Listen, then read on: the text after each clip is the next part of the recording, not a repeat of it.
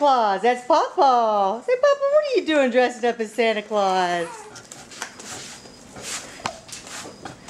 What's Papa doing dressing up as Santa Claus? Is that because Grandma's making me? You got it. Look, Lucas.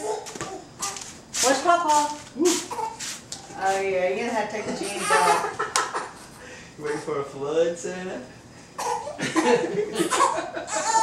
You want a pillow for the belly? Oh, Jim, get one. Yes. Great, Tim. Put one in there. Tim, okay, you think this is funny now, but trust me, later you will do whatever. Hey, Jim, you make fun of me because you're next. I'm behind the scenes stage crew. Make sure everything's good. This is actually the second outfit that we have. We have a set at home, a really nice deluxe. Oh. No, I'm dressed like that. We've loaned it out. Matter of fact, I hope I even still have it. I might not. Dan might have it. Oh, did he follow him?